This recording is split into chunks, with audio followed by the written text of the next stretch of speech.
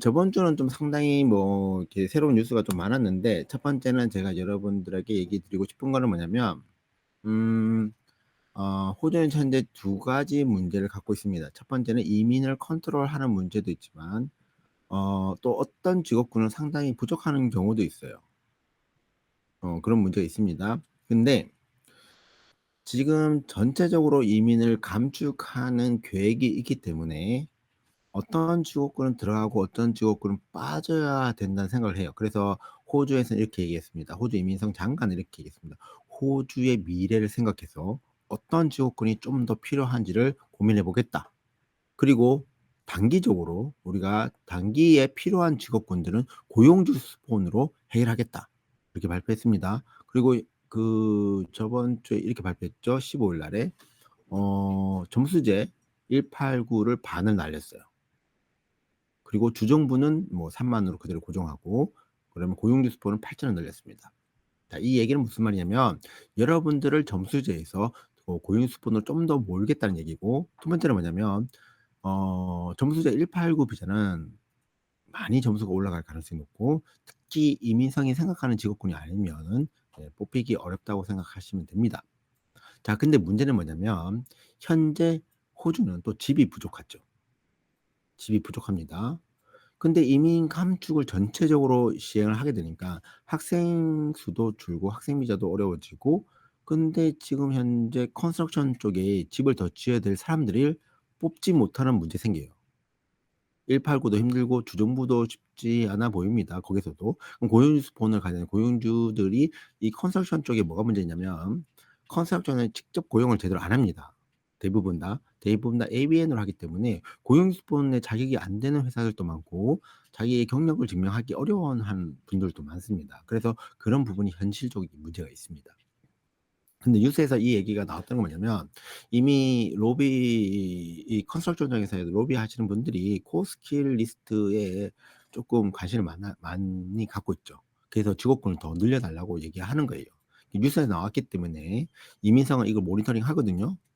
반드시 반영할 겁니다. 그래서 컨스트럭션 쪽은 제 생각에는 7월 1일 이후에 쪼끔 긍정적으로 여러분들에게 보여질 수도 있습니다. 주정부나 고용스폰 쪽에서도 좀 많이 고려를 해서 결정할 가능성이 있습니다. 그리고 두 번째, 저번 주에 말씀드렸던 것처럼 지금 졸업생 비자 나이 제한이 35 세로 고정됐죠. 그리고 일괄 적용으로 했는데, 컴플레인을 엄청나게 많이 받으신 것 같아요, 이민성에서. 특히 인제 석박사 과정, 연구 과정 학생들이 나이가 많다는 거예요.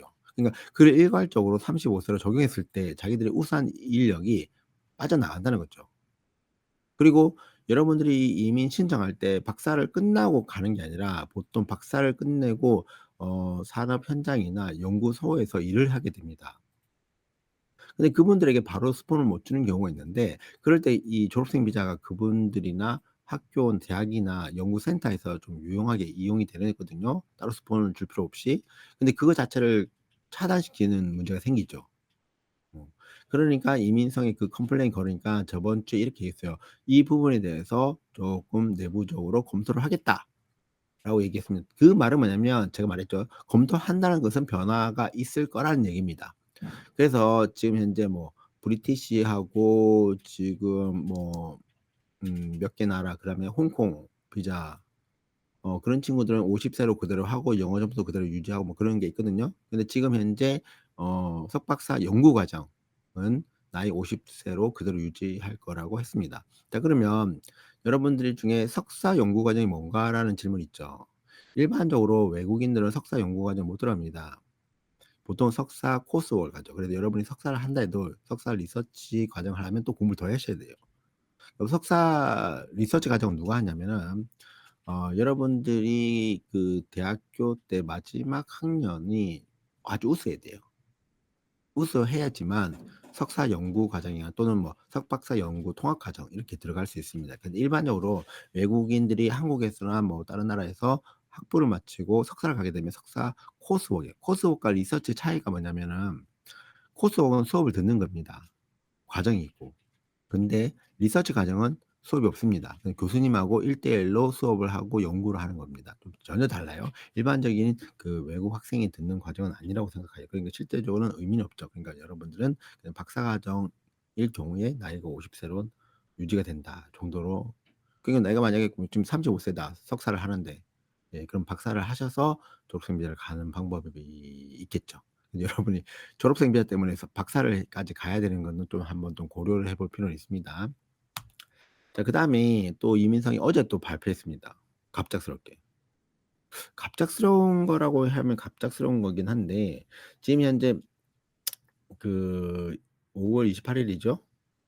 원래 작년 12월 11일 날 발표했을 때 이민성에서 이런 얘기해서 이민 감축 계획 안에서 지금 인컴 스레스홀드, 그러니까 외국인 노동자가 호주에서 받아야 될 최소 기준을 뭐라고 정했냐면 그 인컴 스레스홀드거든요. 그 7만, 그 53,000에서 갑자기 점핑을 해가지고 거의 53,000불에서 7만 원 올렸거든요. 상당히 크게 올린 겁니다.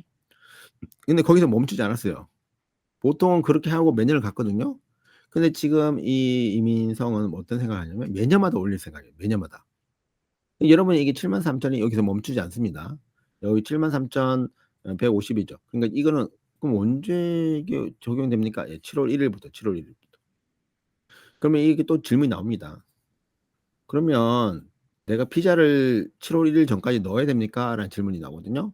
근데 작년에 어떻게 적용했냐면 54,000 불에서 지금 현재 7만 원으로 늘었을 때 그 이민성에서 질문을 많이 받았겠죠. 이 기준이 어떻게 되냐.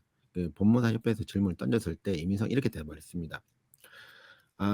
처음에는 애매하게 답을 하다가 두 번째는 노미 승인 접수냐 승인 조건이냐 이것도 고민됐어요. 그래서 이민성이 결정을 어떻게 했냐면 노미 접수 기준으로 발표를 했습니다, 작년에. 그래서 올해도 동일하게 노미 접수 기준으로 TSMIT를 7만 원 할 거냐 73,150 불 할 거냐가 달라집니다. 근데 이게 여러분 아무것도 아닌 것 같죠?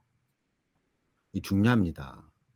이게 왜 중요하냐면 AMSR 때문에 중요한데, 여러분이 직업군이 이 정도의 연봉을 줄 수 있는 직업군이어야 돼요. 이 계속 이걸 올려 버리면은 이민성의 생각을 잃습니다. 여러분들이 저임금의 낮은 노동 레벨의 노동을 갖고 있다, 직업을 갖고 있으면 하지 말라는 거예요.